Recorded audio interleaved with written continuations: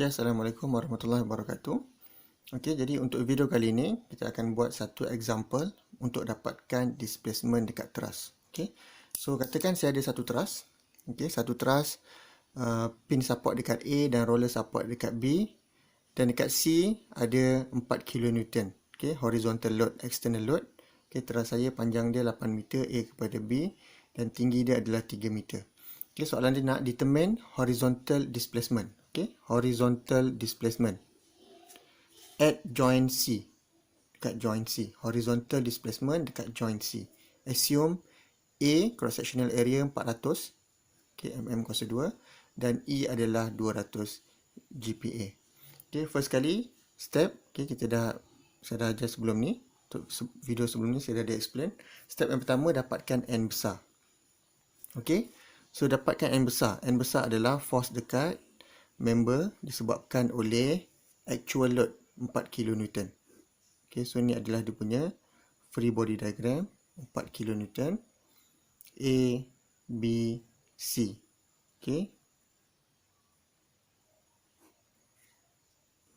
Okay, so saya kira, okay, saya dapat dia punya FYB, saya dapat kat sini 1.5 kN. Okay, ni buat macam biasa, pakai summation Fy, okay, summation moment dengan summation Fx equal to 0.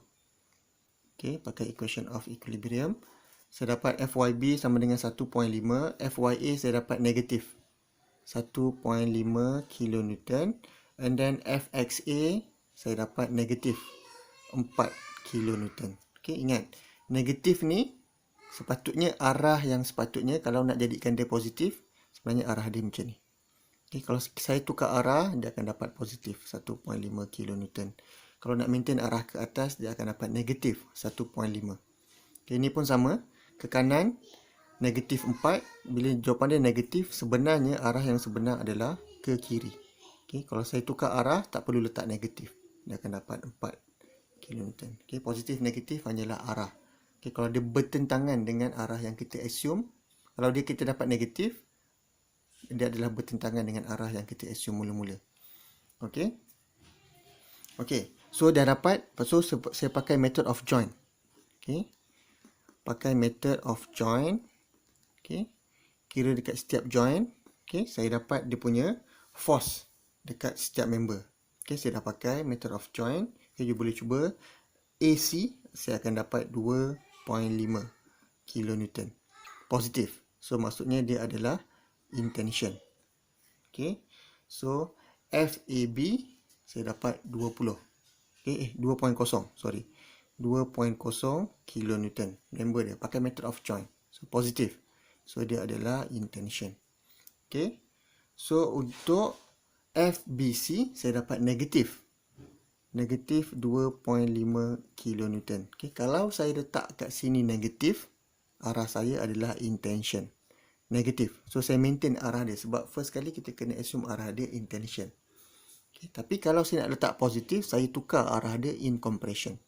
Okay, jadi saya letak kat sini negatif, tapi arah dia saya maintain intention. Okay, sebenarnya dia adalah compression dan arah dia sebenarnya ke dalam. Okay, ke dalam joint tu. Okay, so dah dapat N besar. Okay, lepas tu yang kedua, step yang kedua, dapatkan N kecil. Okay, so dapatkan N kecil. Macam biasa, buat dia punya free body diagram A, B, C. Okay, dapatkan dia punya reaction FYA, Fxa, FYB. Okay, tapi untuk N kecil, kita gantikan dengan 1 kN horizontal. Sebab apa? Sebab soalan nak horizontal displacement. Kalau vertical, kita kena gantikan 1 kN vertical. Okay, tapi soalan nak horizontal displacement, jadi kita gantikan arah horizontal. Okey, arah horizontal sebanyak 1 kN dekat joint C. Sebab apa? Sebab soalan nak tahu displacement dekat joint C. Jadi kita pakai virtual load sebanyak 1 kN dekat point C, dekat joint C, arah horizontal. Okey, so ni pun macam biasa, kita pakai summation moment. Dapatkan dulu dia punya reaction, summation moment, summation Fy, summation Fx equal to 0. Okay.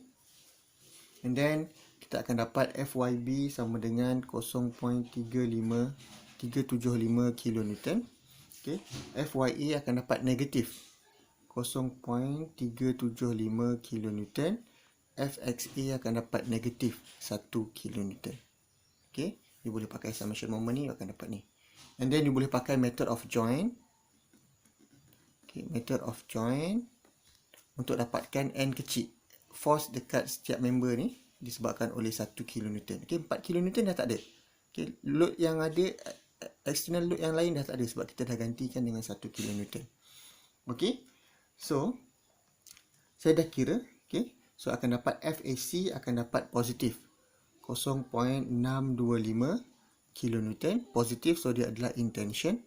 Okay, so FAB akan dapat 0.5 kilonewton. Okay, in tension juga. Okay, dan FBC akan dapat negatif 0.625 kilonewton. Okay, tension. Dia sebenarnya compression, tapi saya maintain arah tension. Okay, so saya tulis value kat sini adalah negatif 0.625. Okay, so dah dapat N besar, dah dapat N kecil. Step yang ketiga kita buat apa? Kita buat table. Okay, step yang ketiga kita buat table. Kita tulis member N besar dalam unit kilonewton. Okay, lepas tu N kecil dalam unit kilonewton. Length of truss.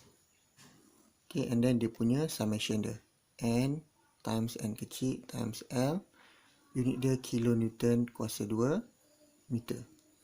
Okay, so member AB, BC dan CA. Okay, so masukkan apa yang kita dah dapat tadi. Okay, apa yang kita dah cari, kita summary kan dalam table ni. So member AB. AB dapat 2.0. Kita tulis kat sini 2.0. N besar. Kat sini adalah N besar. Okay, BC. BC negatif 2.5. Okay, maintain je negatif 2.5. CA positif 2.5. Okay, lepas tu masukkan nilai N kecil pula. AB. AB 0.5. Okay, masukkan 0.5. BC negatif 0.625. And then CA. CA positif 0.625. And then masukkan dia punya length. AB. AB length dia 8. 4 tambah 4, 8. Okay. BC. BC length dia berapa? Okay, kita boleh buat teorem. Okay, 4, 3. Kat sini 5. 5. And then CA. CA pun 5. Okay, boleh pakai teorem. Okay, and then darabkan dia. 2 darab 0.5 darab 8 akan dapat 8. Okay, BC negatif 2.5, negatif 0.625 darab 5 akan dapat 7.8125. Ini pun akan dapat 7.8125. Okay, lepas tu buat apa? Kita totalkan dia. Summation.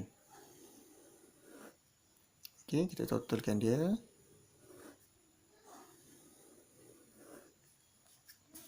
So, totalkan dia N, L akan dapat.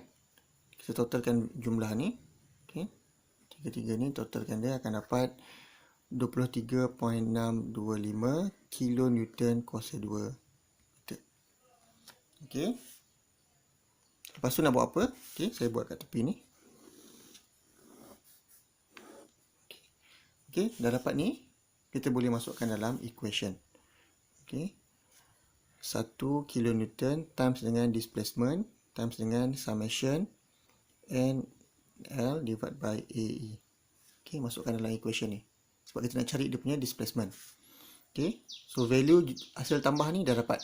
Okay, iaitu sebanyak 23.625. Okay, masukkan 23.625 kilonewton kuasa 2 per meter. Okay, divide by A. A dia dah bagi 400 mm kuasa 2. Kita convert kepada meter kuasa 2. Okay, kita convert kepada meter kuasa 2 dengan 400 kali 10 negatif 6. Okay, akan dapat meter kuasa 2. Okay, and then GPA. GPA kita kena convert kepada kilonewton per meter square. Okay, so akan dapat 200 kali 10 kuasa 6 kilonewton per meter square. Okay. So kita boleh cancel ni. Okay, yang ni cancel kat sini. Okay, so kita akan dapat 0.0003 kilonewton meter. Okay, sebab meter kuasa 2 dah cancel dengan meter kuasa 2 area. Ada 1 kilonewton dah cancel.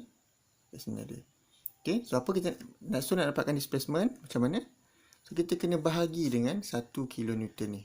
Okay, baru dia boleh cancel kilonewton yang ada kat sini. Okay, so displacement sama dengan 0.0003 kilonewton per meter bahagi dengan 1 kilonewton kat sini. Okay, so kita bahagi, kita akan dapat 0.0003 meter. Okay, ini bukan kilonewton per meter, ni kilonewton meter.